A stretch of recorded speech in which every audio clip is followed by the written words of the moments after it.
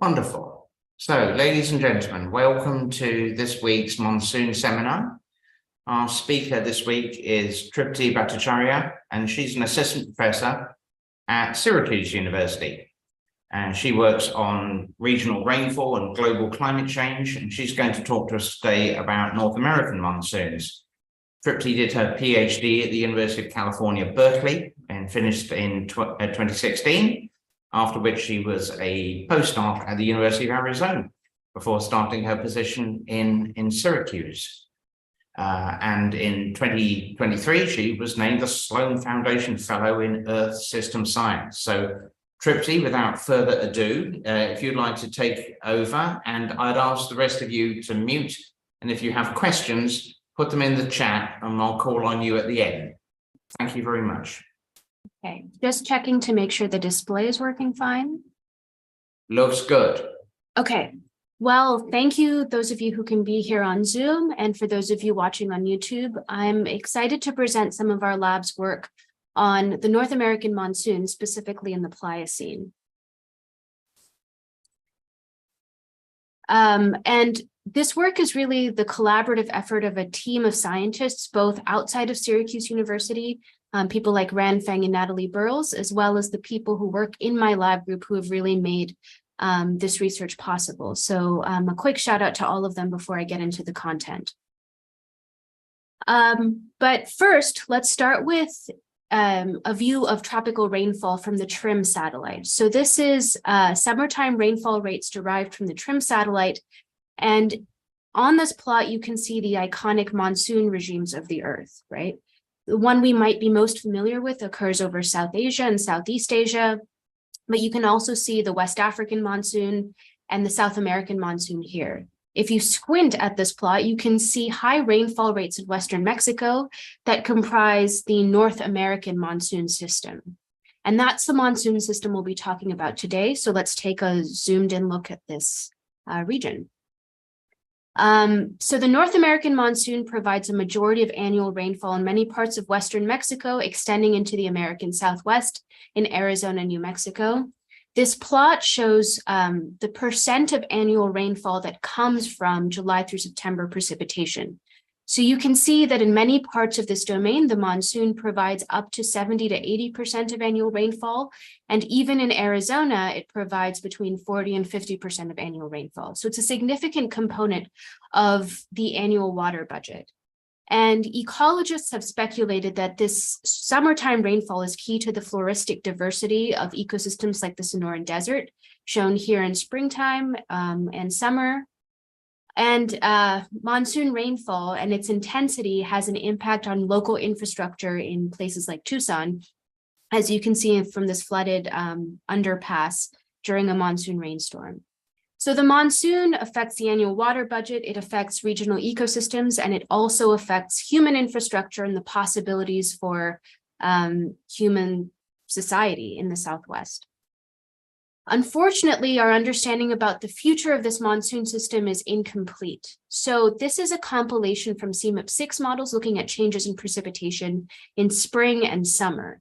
The colored contours represent changes across CMIP6 models in millimeters per day. So green indicates wetting, while brown indicates drying, and the stippling indicates places where the models agree about future change. You can see that in the early season, there's not a lot of agreement across models. And even at the peak of the monsoon in August and September, there's not a lot of agreement spatially about how the monsoon will change into the future. So we have this important monsoon system and a lot of uncertainty about what's going to happen in the future. And so our work is really motivated by a desire to understand how past climates can help us understand the changing water cycle, especially in the American Southwest, especially as it pertains to the North American monsoon. Now, the time period we're going to focus on is the Pliocene. This is from a review paper in 2020, looking at changes in global mean temperature and CO2, highlighting some key climate intervals in the context of potential future change.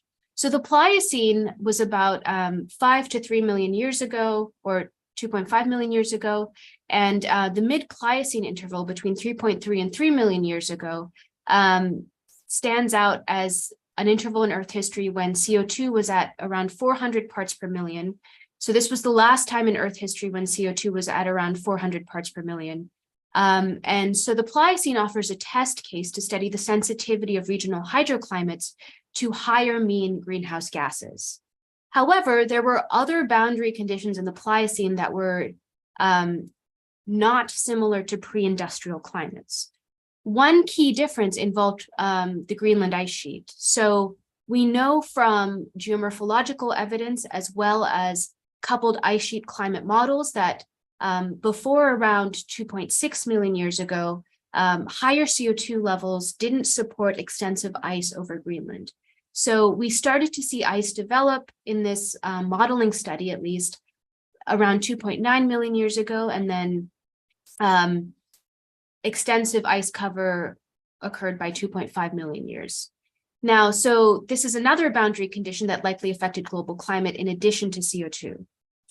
We also know that there were reorganizations of biomes in the Pliocene. This is based on synthesis of palynological and ecological data from Salzman et al., synthesized in Tyndall et al. 2022, showing changes in the spatial representation of biomes in the Pliocene. A couple key differences I would call your attention to is the expansion of boreal forests at high latitudes, as well as changes in the ecosystems we see over the Southwest. So while the Pliocene represents an interval of higher mean global carbon dioxide, there were other boundary conditions that also made it dissimilar from the present day. So that raises the question, is the Pliocene fundamentally different from where we're going in the future? And given all these different boundary conditions that are dissimilar to the present day, what lessons can we actually learn from the Pliocene that are relevant to the present day and the future? And that's the main topic I'm going to tackle in this talk. I'll be showing you how we can use reconstructions of the Pliocene to understand how the hydrological cycle will evolve, and especially to shed light on extreme events in the 21st century. The perspective we bring to this topic is that of organic geochemistry. So here's a picture of my lab, and we measure lipids and what they can tell us about precipitation and temperature changes in past climates. The main method we use involves quantifying leaf wax compounds. So essentially we take ocean sediments or terrestrial sediments, extract the lipids, separate them out by compound classes, and then specifically on the leaf waxes, we use a GC coupled to an isotope ratio mass spectrometer to separate out compounds by their specific masses, and then quantify their hydrogen and their carbon isotopic ratio. So this is just a nice shot of our instrument, as well as some output from some of our Pliocene sites. Now, in leaf waxes, well, first of all, what is a leaf wax? Leaf waxes are long chain lipids that are produced by higher terrestrial plants. They can have different functional groups, but the longest chain leaf waxes tend to be exclusively produced by terrestrial plants. So we know the source of these compounds when we encounter them in marine sediments. They're essentially hydrocarbons, so they're carbon backbone. We can measure the carbon isotopic composition, which can tell us about ecosystem structure and water use efficiency in the past, but their hydrogen isotopic composition can tell us about changes in the past hydrological cycle, because the water used to synthesize waxes is fundamentally derived from environmental waters. There are some steps, though, that essentially separate leaf wax delta D from rainfall delta D. So, and these are encompassed in a quantity known as the apparent fractionation. So when rainfall falls on the landscape, it can be evaporated in the soils and then transpired from leaves, which results in an enrichment. But then when that water is used to synthesize waxes, that results in an overall biosynthetic offset, or epsilon, related to the synthesis of leaf waxes via the acetyl pathway. If we take all of these processes and sort of derive an empirical constraint on the offset between leaf wax delta D and rainfall delta D, that gives us a quantity called the apparent fractionation. And we can measure this apparent fractionation by quantifying rainfall delta D and then measuring leaf wax delta D across a range of ecosystem types. And if we look at a range of ecosystem types, we see a pretty tight linear relationship between rainfall delta D on the x-axis and leaf wax delta D on the y-axis. You can see that this applies across a range of ecosystem types, So if we quantify that apparent fractionation, we can back out the delta D signature of ancient rainfall from ancient measurements of leaf waxes from marine sediments. So in case that was confusing, what we essentially do in our lab is we measure leaf wax delta D and leaf wax carbon isotopes. We use that to calculate the appropriate apparent fractionation to apply to our leaf wax values, and we back out a signature of rainfall delta D back through time. But before we get into our leaf wax reconstructions from the Southwest, I wanted to review what we already know about hydroclimate in the Southwest during the Pliocene. So here I'm synthesizing available evidence from 3.3 to 3 million years, essentially that mid-Pliocene warm period from the Southwest. The background contours show annual rainfall in millimeters per day. So you can see high rainfall rates along the Sierra Madre Occidental, which are essentially part of the monsoon. And we have lacustrine deposits as well as floral and faunal deposits that indicate wetter conditions in the Pliocene Southwest. So some of these deposits involve trees in places that do not contain tree cover today, as well as the presence of freshwater obligate species that require freshwater year-round in places like Baja California that don't have freshwater resources in summer today. So just an example of some of these lines of evidence, this is the Gila Formation in southern Arizona, where you see these widespread lacustrine deposits. So you have to imagine a landscape that sustained larger lakes in the Pliocene at a time when CO2 was 400 parts per million. So evaporative demand was likely higher on the landscape, and yet we still had a source of precipitation that likely sustained higher rainfall and higher lake levels. And here I'm showing you data from, or pictures from Anza Borrego. So Anza Borrego is a desert ecosystem where today we see super blooms in wet years, but we don't have a lot of tree cover. Yet macrobotanical evidence suggests the presence of trees in the Pliocene at this location. And we have to imagine that we had more mesic conditions to support tree cover.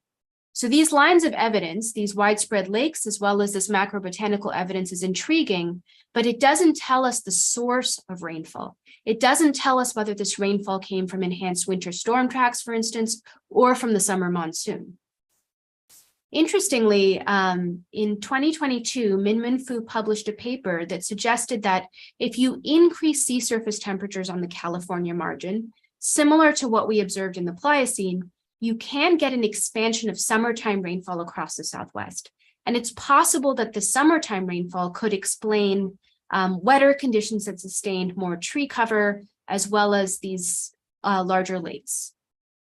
However, we don't necessarily have direct proxy evidence for stronger summer rainfall.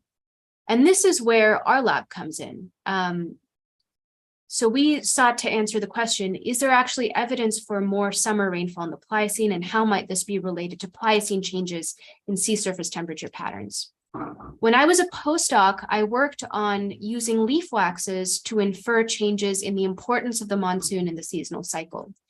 So in a study in 2018, I used core top samples from up and down the Gulf of California to infer the rainfall delta D signature from leaf waxes. So this is taking our leaf wax values, applying an apparent fractionation value in order to back out ancient rainfall delta D. So you can see this north-south gradient in leaf wax delta D that is co-located with changes in the percent of summertime rainfall at different locations. In the south, where we have more summertime rainfall, we have a more enriched signature. And in the north, where we have a more depleted isotopic signature of our inferred rainfall delta D, we have less summertime rainfall. This follows what we know from isotopes and precipitation itself from a GNIP station in Tucson, where there's a strong seasonal cycle shown in these blue diamonds in rainfall isotopes with a more enriched summertime value. This follows the fact that summertime rainfall has a greater fraction of convective rainfall.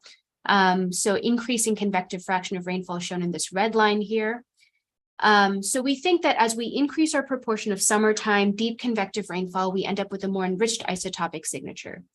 And this coheres with what we know about the systematics of convective versus stratiform rainfall, where convective rainfall, because of strong updrafts, tends to have a more enriched isotopic signature relative to more depleted winter rainfall, which tends to be stratiform in character in the Southwest. So, given this modern relationship, we think that leaf wax records from the Pliocene from these sites should reflect changes in the importance of the monsoon in the seasonal cycle. So in case any of that was confusing, I made a simple conceptual diagram. The proxy we're using are leaf wax hydrogen isotopes. Our past work with modern data suggests that they reflect the proportion of monsoon rainfall on the landscape, whereby higher delta D values indicate more convective warm season rainfall, whereas lower delta D values indicate less monsoon rainfall. And I'm going to show you reconstructions from two sites. Both of them have chronologies from a combination of sources. So DSDP 475 has a primarily biostratigraphic based age model. And then ODP 1012 has an age model from a combination of oxygen isotope measurements on benthic forams, as well as biostratigraphy in the Pliocene. So without further ado, let's look at the records we have from the Pliocene. So just for context, our two sites are here. One is off the coast of Baja California on the western edge of the modern monsoon, and the other site, 1012, is essentially offshore of San Diego and shows essentially on the northern edge of the monsoon. So for context, I'm providing the benthic stack here from Liziecki and Ramo, our leaf wax reconstructions of delta D of precipitation from 1012, this northern site, and 475, our southern site, are provided here with core top values of delta D of precipitation provided for context. Now you can see that in the mid-Pliocene interval, both sites, sorry about that, feature delta D values or delta D of precipitation values that are more enriched relative to the present day. This enrichment is more evident at site 1012 compared to 475. And then between 3 and around 2 million years, we have this strong decline in reconstructed delta D of precipitation values until we fluctuate around a new mean, possibly reflecting glacial interglacial variability in the Pleistocene.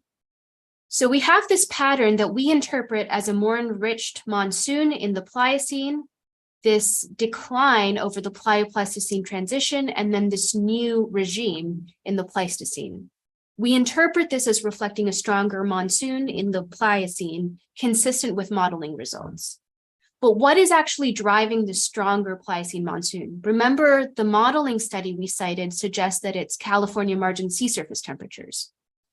So to test this dynamical hypothesis from the model, I synthesized available sea surface temperature records from across the North Pacific.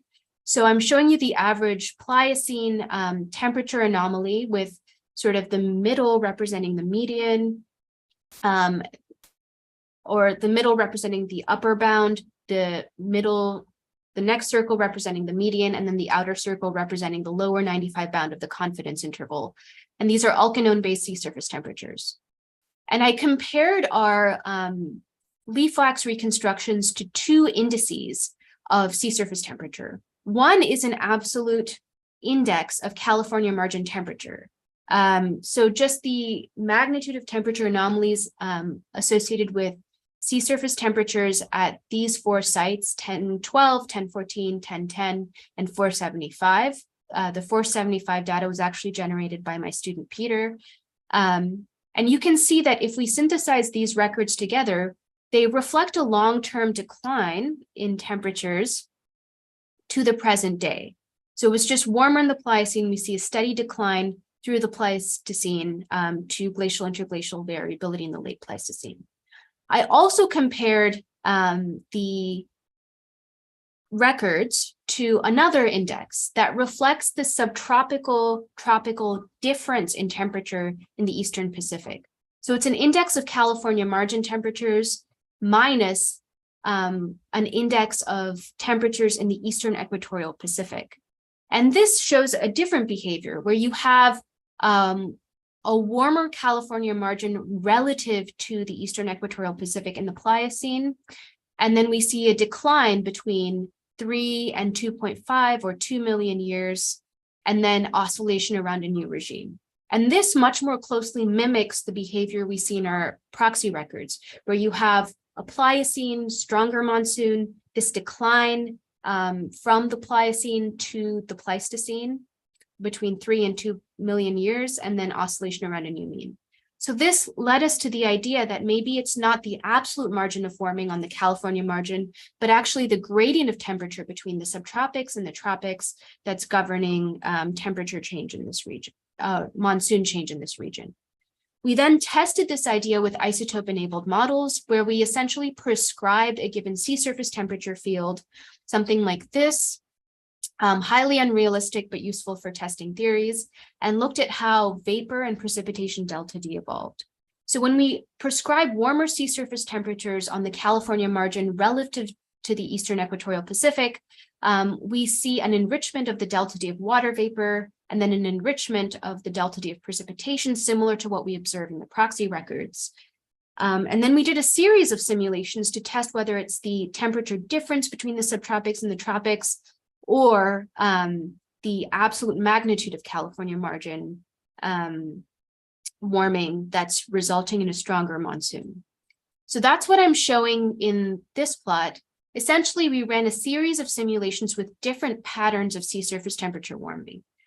This is derived from Min-Min Fu's modeling study, where he prescribed warming only on the California margin, essentially.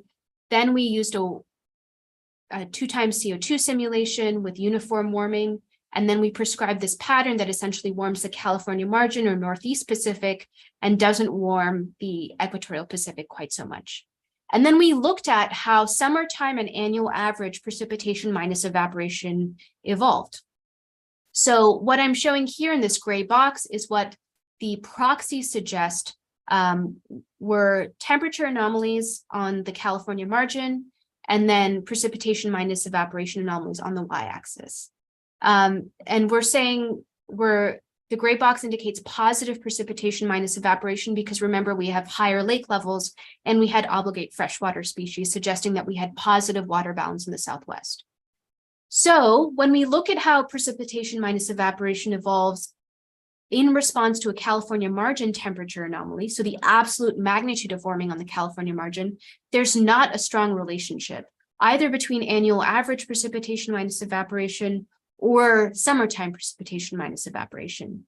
And even when we get sea surface temperature anomalies that mimic what we saw in Pliocene proxy records from alkanones, we don't get the model to produce positive precipitation minus evaporation. However, if we look in the model at the gradient between the subtropics and the tropics, we do see a strong linear relationship between annual precipitation minus evaporation and this gradient, as well as summertime precipitation minus evaporation. And actually, once we hit a reduction in the subtropical tropical gradient, similar to what we observe in the Pliocene, it's really the summertime signal that's driving the pattern we see. So this suggests that it's the subtropical tropical gradient that's driving long-term changes in the monsoon. It's not the absolute magnitude of temperature on the California margin, but how warm the California margin is relative to the Eastern Equatorial Pacific. Now, why does this matter? Well, we actually have model predictions that suggest that future monsoon changes in the Southwest depend strongly on how the California margin warms relative to the Eastern Equatorial Pacific. So in a paper by Salvatore Pascali in 2017, he showed that in the GFDL model, because the California margin doesn't warm as much as the Eastern Equatorial Pacific in the future, this results in an increase in stability over the Southwest that disfavors monsoon rainfall and results in a drying and decrease in the North American monsoon. So we've found, using models and proxy evidence, parallels between what we think happened in the Pliocene and mechanisms of future monsoon change in the Southwest. We can actually take this one step farther. If any of you remember what happened in August 2022, I was actually in the desert at this time. We saw strong flooding in places like Las Vegas and Death Valley. And in many places, this was a 1 in 1,000 year flood associated with stronger summertime rains. And I was curious, so I just looked at the large scale fields for these flooding events. So I looked at rainfall anomalies for summertime 2022, earlier this year. And what you can see is that not only were those floods associated with individual stronger storms, but on average, the summer of 2022 was associated with a northward expanded North American monsoon, shown here using data from the North American Regional Reanalysis. And this was associated with higher humidity or precipitable water and southerly flow over the Southwest, associated with stronger monsoon flow. I won't go into too much detail, but this is essentially telling us these values of outgoing long wave radiation basically tell us that we had more convective monsoon storms in 2022 relative to the climatology. And this was associated with an interesting sea surface temperature pattern. It was warm in the extratropical Pacific, especially along the coast, relative to the eastern equatorial Pacific. And this got my attention because, remember, it's similar to what we think happened in the Pliocene, that because the subtropics were warm relative to the equatorial Pacific, we had a stronger monsoon. So I then asked the question, can the Pliocene help us understand modern extreme precipitation in the interannual record? So not just understand where we're going in the future, but understand the record of interannual variability. So using observational data, I looked at the 5 years with the strongest number or the greatest number of days with extreme precipitation, defined by the 95th percentile of daily precipitation rates.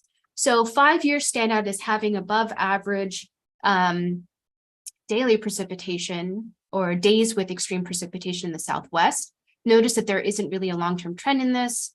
But I looked at the sea surface temperature patterns associated with these 5 years, and it's interesting. There's warming on the California margin and sort of warm but very moderate conditions in the eastern equatorial Pacific.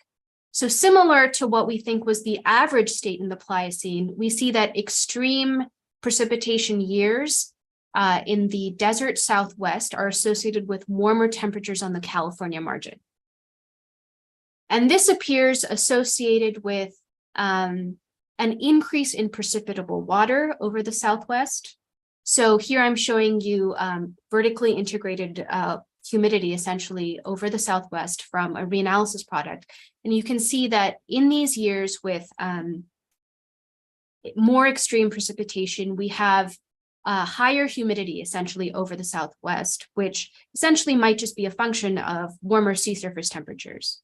And then when we look at a metric of the energetic potential for generating storms, we can see relative to the climatology shown in gray here, each of these individual years had essentially a skew to higher values of convectively available potential energy, which tells us that they were more favorable for storms. And then the composite of those 5 years is also more favorable for storms relative to the climatology. And I should mention that I'm focusing not on the entire monsoon region, but specifically this region in the northern monsoon domain. Because remember, we speculate that the monsoon expanded spatially in the Pliocene.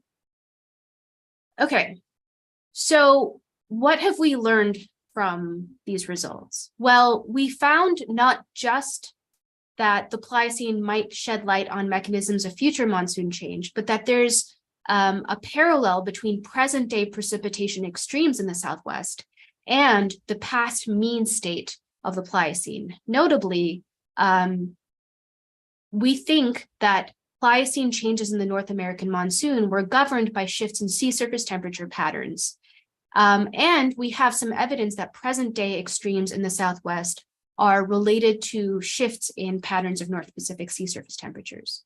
So both of these processes are governed by shifts in sea surface temperature patterns on very different timescales.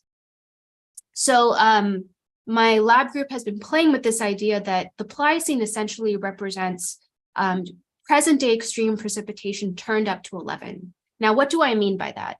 Well, if we think about the climatological distribution of rainfall, in our present climate or in a non-greenhouse climate state, we have precipitation rates with a certain frequency. And our extremes that are very rare are hard to observe in our present day climate state. In past greenhouse climate states, because we have this overall shift in the distribution to this gray distribution, we are better able to sample the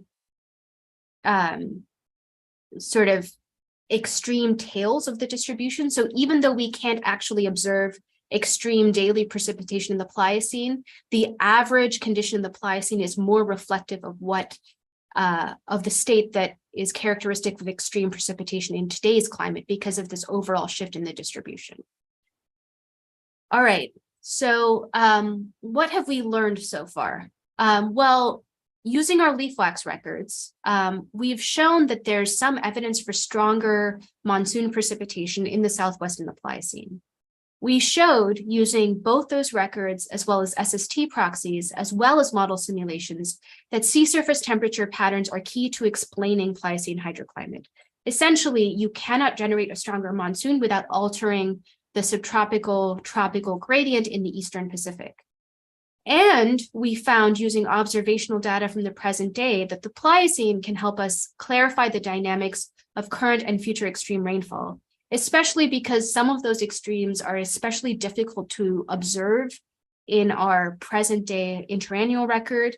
But by looking at the past, we can kind of get a hint of the types of dynamics to look for when we're looking at our observational record. So it might help us get a handle on the mechanisms behind extreme precipitation. But there's still future work to be done.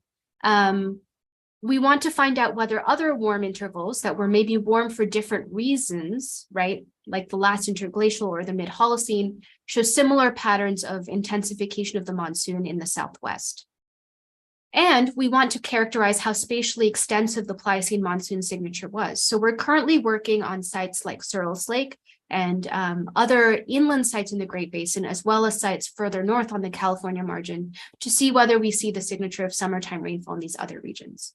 And then, especially relevant to the present day, we want to know what the links are between ecosystem structure, fire, and flooding. So how did a stronger monsoon in the Pliocene alter ecosystem structure? How does that change the frequency of fire as well as flooding? And we can start to get at questions of fire using organic proxies like polycyclic aromatic hydrocarbons, which is something we intend to take on doing in the next couple of years. And with that, I'd like to thank my funding sources, as well as all the people who made this work possible, and open it up for questions. Thank you very much. Yes, if anyone wants to ask questions, there's a small enough group, I guess we can just sort of go ahead. Tripti, I had a quick question for you. Sure. So this is probably an ignorant question. I'm not a specialist in this type of work. So is it the higher seawater temperatures, is that critical just to provide the moisture, the greater evaporation, allowing more moisture to be delivered into the Southwest region? Yeah, so to a first order, yes. This is where some of the past future parallels become really useful for exploring this connection. But yeah, in the models, that higher sea surface temperature essentially means you're just pumping more moisture into the atmosphere. You're generating essentially latent heat that helps fuel storms. And you can think about it this way, you know, the desert atmosphere tends to be very dry. So that extra punch of moisture helps generate stronger storms. Now, it gets complicated if you look at the modern record because that, so that extra, those warm sea surface temperatures may also help fuel these Gulf of California surges, but that's separate from the main mechanism, which are these surges of northward moisture along the Gulf of California. So, and sort of a little bit of a fantasy question, if you will. Yeah. If so, you were using IODP, DSDP sites. If you could have a site for yourself somewhere, because I wasn't entirely sure these were ideally placed for you. So if I could magically give you a ship for like a month, where would you like to drill for a better record? Yeah, well, let's focus in on a map. Well, it would be useful to characterize the gradient between these sites, as well as push a little farther north. Now, for me, because I'm thinking about terrestrial paleoclimate, sites that are directly at the northern edge of the monsoon region would also be useful. So continental sites that are sort of in the southern Great Basin would be And especially useful. would you like to, what about the record in the Colorado Delta? Would that be useful? Up here? Yeah. Yeah. Yeah, that would definitely be interesting. I mean, I guess I'm wondering about like the sedimentation rates and the age model for a site that you might. Well, maybe, yeah, because I guess high sedimentation rates are a mixed blessing, aren't they? But they're definitely a mixed blessing because you might have to go pretty far down to get back to the Pliocene. right, But they might permit higher resolution as well. And exactly. yeah. And I think an open question might be, we know we had orbital scale variability in the Pliocene, and figuring out how that type of variability interacts with higher greenhouse gases is also an open question. So. Good, thank you. We have a question here from Darren Lee. Darren, would you like to ask your question? Oh, yeah, sure. Thanks for the great talk, Tripti. I'm daily working with Chris Paulson at the University of Michigan. So I was wondering, what is your hypothesis on the major driver of the warmer SST during this time period, or specifically this region? And for your modeling experiments, like what drive or what did you test it for the higher SST? Yeah, that's a great question. So I'll tackle the latter part first. Because we were interested in how the atmosphere responds to a given sea surface temperature patterns, we just prescribed sea surface temperatures. So these are atmosphere only models driven with fixed SSTs. And this is because fully coupled models really struggle to get the warming along the California margin. And we had a paper on why this is last year. In that paper, we sort of speculated about the factors that could help drive warmer sea surface temperatures. CO2 is definitely one of them, but we also found that land surface processes probably play a role in amplifying sea surface temperature warming on the California margin. Min Fu found this in a paper where if you increase wetlands, but this might also apply to just mesic vegetation, you relax upwelling driving winds and you can get warmer sea surface temperatures on the California margin. In our paper, which I'll try to go to these supplemental slides, we found that in CSM2, these were simulations done by Ran Feng. I think I have them. Give me a second. Oh, yeah. We found that in single forcing simulations, CO2 and vegetation and ice sheets actually play a strong role in amplifying SSTs on the California margin. And this is largely because the vegetation helps amplify atmospheric humidity, which is essentially a greenhouse gas amplifier that amplifies the initial CO2 response. So coupled models struggle to get warming as observed in proxies on this margin. That might be a factor of resolution, but they still tell us that vegetation and CO2 probably played a role in driving warmer sea surface temperatures. Thanks for the answer. Thank you. Yeah, I see Sarah Katz has her hand up. Hi, yeah, this was a great talk. Thank you for giving it. I'm also from the University of Michigan. I'm a grad student working with Naomi Levin. My question's about sort of, you showed the 5 rainiest years across the instrumental record and talked about expansion of the monsoon like core domain.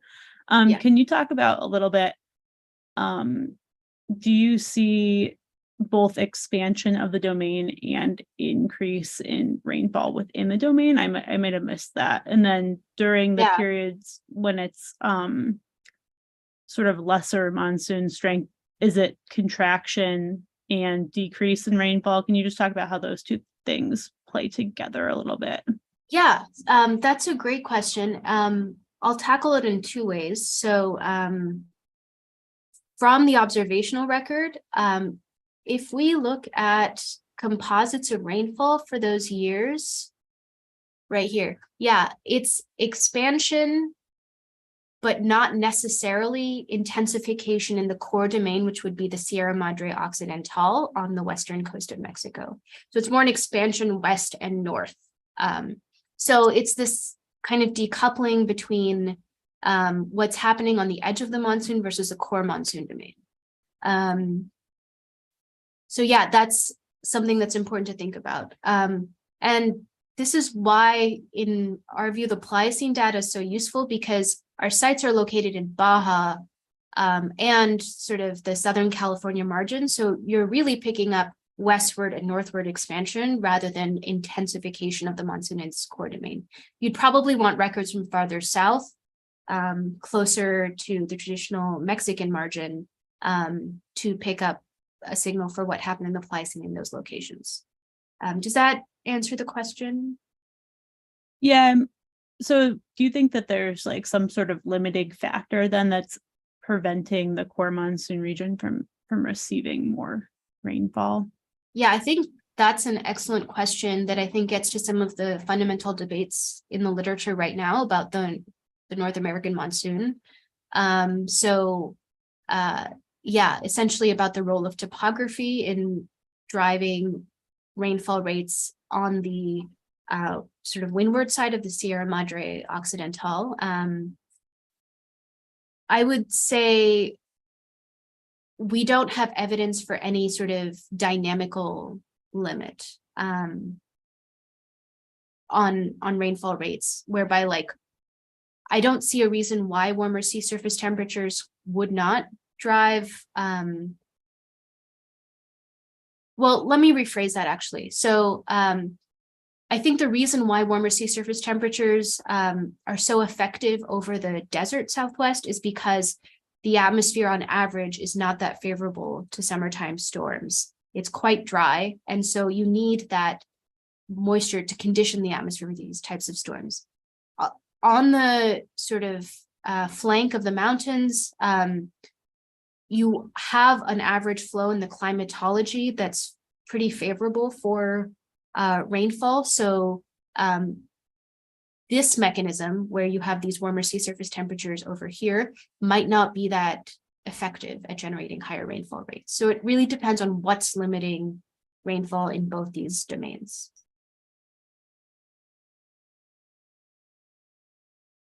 Great, thank you so much. So do we have any further questions? Julia. Yeah, I have a question. Thanks for the nice talk, Tripti. I'm also from the University of Michigan. You're getting There's a big Michigan. you're getting yeah, we all talked about how we were excited about your talk. So it's great to hear your this nice explanation of the Pliocene monsoon. I'm wondering if you worry at all about feedbacks between changing precipitation, seasonality, and patterns, and how that might affect what you call the epsilon bio, the apparent fractionation between plant wax and delta G precipitation. Yeah, that's something we definitely take into account. So let's get back to our nice diagram of epsilon. Okay. Yeah. So we do know that different plant clades have different apparent fractionations. We know that grasses, so poalis, as opposed to eudicots, tend to have a larger apparent fractionation. That's something that we can account for using carbon isotopes, because the majority of grasses in this part of the world are C4 grasses. So if we see a shift in our delta 13C of our leaf waxes, that reflects a shift to more grasses. That tells us that we need to apply an apparent fractionation that's more appropriate for grasses. So we do this calculation in a Bayesian framework.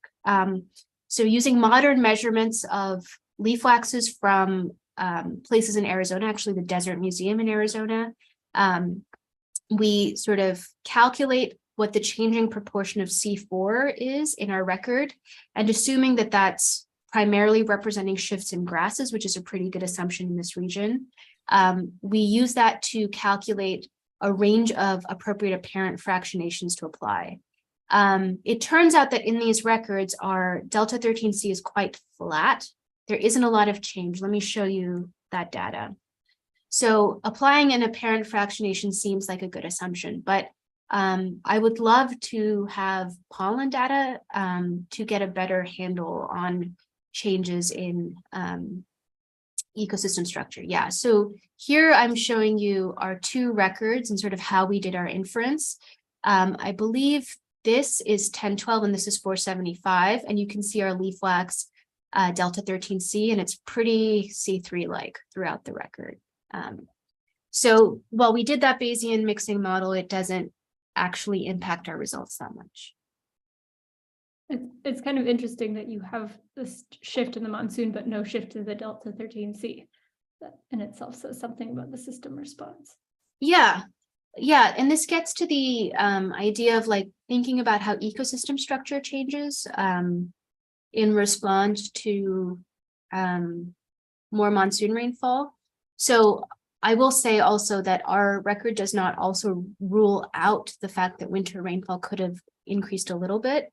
And the macrobotanical evidence does suggest a shift to tree cover, but it would be nice to have more proxies, things like, you know, patogenic carbonates, but also other types of biomarkers that tell us about shifts in sort of grasses or the different types of plant functional types that are on the landscape.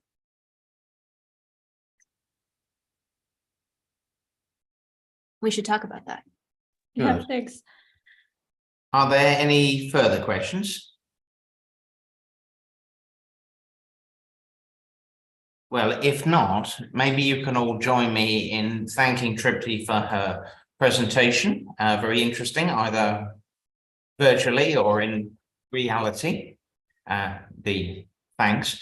And then please, I just want to note that next week's talk is by Parth Shah from the University of Haifa in Israel, and he's going to be talking to us about Pliocene and postglacial monsoon variability in Arabia. So if you're interested in that, please come back, or if it's in the middle of the night, as it is for me, please look at it on YouTube later. In the meantime, enjoy the rest of your day. Thank you for coming and good luck. Thank you. Thanks, everyone. Right. Thanks, Peter. That was fun. So Yeah, thank you for doing that. yeah, hope to see you at a meeting sometime. Oh, I'm sure. AGU, if not before.